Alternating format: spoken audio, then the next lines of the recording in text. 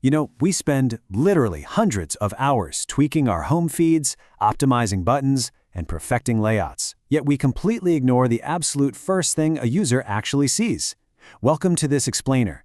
Today, we're diving into a hidden mobile design moment that can absolutely make or break your app's retention before a user even logs in. We're talking about the splash screen. We're going to break down the 2026 best practices to help you build a flawless launch experience that keeps your users engaged from millisecond one. I want you to really think about that brief split second right after you tap an app icon on your phone. Most developers, and honestly, most business owners, either skip this entirely or they get it dangerously wrong. Before your real user interface is ready to go, something has to happen, right? And since users form a first impression in under 50 milliseconds, that tiny window is prime real estate. Yet it's so often plagued by cluttered text or these jarring, bright white flashes that make it feel like your app just crashed. So think of it this way. A splash screen isn't an onboarding tutorial, and it is definitely not a loading screen. It's essentially a rising theater curtain. It gracefully masks the cold start latency of your app for those crucial 1 to 3 seconds. The show behind the curtain, which is your operating system spinning up the runtime, well, it isn't quite ready yet. But this curtain assures the user that the performance is about to begin. It is purely a branded introduction. Now, the data behind this is genuinely shocking when you start looking at retention. If you push a splash screen past 3 seconds, you are bleeding approximately 12% of your users immediately. They just bounce. Under 1.5 seconds, abandonment is essentially zero. But the moment you hit that 2-second mark, you lose about 8% of your audience. It's a really tricky paradox because it's a vital branding moment you absolutely want to own, but it's also a UX friction point you have to aggressively minimize. This brings us to what we call the 1.5-second rule. A perfectly timed splash actually improves perceived performance, which basically means making your app feel incredibly fast even if it hasn't fully loaded in the background yet. If you can flash a crisp, clean brand mark and then dismiss it exactly as the first data populates, the user's brain registers the app as highly responsive. And remember, perception is the metric that truly matters here. Here is the reality check for 2026. Ever since Android 12, Google actually baked splash screens directly into the operating system so apps wouldn't look like they were crashing on startup. And now, they are strictly enforced across all major platforms. You don't really have a choice anymore about whether to have one. If you don't build one yourself, Android will just auto-generate one for you, usually by pulling your app's adaptive icon and slapping it on some default background. And Apple, they've made it a completely non-negotiable requirement for App Store submissions. So the question isn't if you'll have a splash screen, but whether you'll control that brand experience or just let the OS guess for you. Technically speaking, there are some pretty strict rules you need to follow today. Over on Android, if you're using the official SplashScreen API, your icon needs to fit safely within a 160 dp visual circle inside a 240 dp box. For iOS, Apple's non-negotiable LaunchScreen.storyboard must use auto layout constraints. That way it perfectly scales, whether your user is on a tiny iPhone SE or a massive iPad Pro. And if you're doing web apps, you've got to define your background and theme colors right in your manifest file alongside a high-res icon.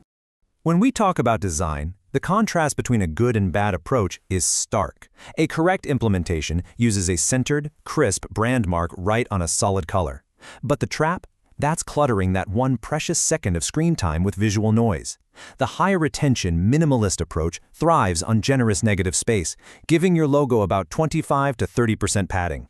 The overloaded trap happens when developers try to cram text, configurations, and heavy graphics into a space that is literally designed to vanish before you can even blink.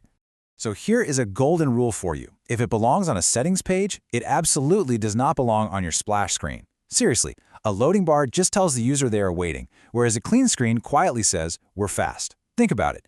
Nobody is speed reading your copyright disclaimer in 1.2 seconds. It's functionally invisible. Version numbers? Put those in your About screen. Keep it strictly to your logo, your brand color, and maybe, just maybe, a subtle animation. Less is absolutely more here. Okay, let's talk about the biggest mistakes. A massive one is using a hard-coded delay timer instead of tying the splash strictly to your app's actual initialization state. I see this all the time. Developers will set a blind timer for, say, 3 seconds. But if the device is fast and the app is actually ready in 1 second, you're holding the user hostage on a logo for 2 extra seconds, for literally no reason.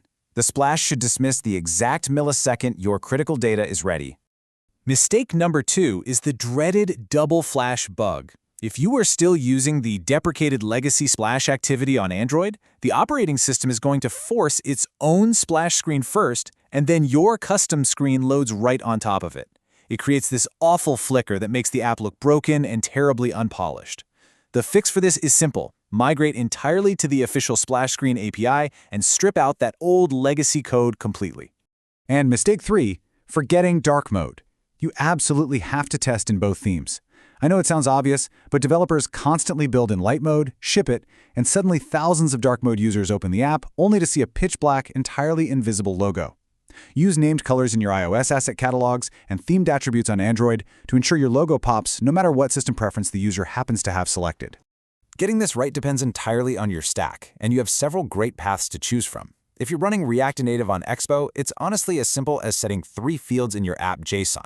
For native Android, you're tweaking your build.gradle and themes.xml files. If you're a non-developer using a no-code builder, it's usually just a step in the setup wizard where you upload your logo and pick a hex code. Or, of course, you can always bring in a designer to handle the native specs for you.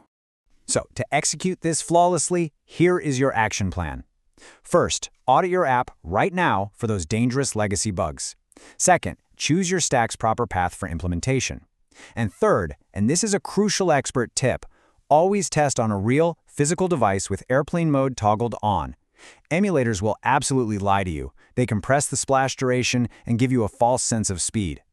Airplane mode ensures your splash screen isn't accidentally freezing while waiting for a remote API call on a terrible network. Now, if you want the absolute ultimate time saver, a way to get a perfect splash screen and a flawless native application without all these coding headaches, visit appofweb.com and convert your website to mobile app today. Solutions like these take the friction right out of the equation for you. You get correct platform-native assets generated automatically for iOS and Android, hitting those strict 2026 requirements without spending hours and hours tweaking constraints in Xcode. So I want to leave you with this urgent question to audit your own app right now. Is your splash screen building your brand's first impression, or is it secretly driving your users away? Take a hard look at your analytics, strip away the visual clutter, ditch those fixed timers, and most importantly, respect that crucial first second of your user's time. Because if you get it right, your app won't just look better, it'll genuinely feel faster.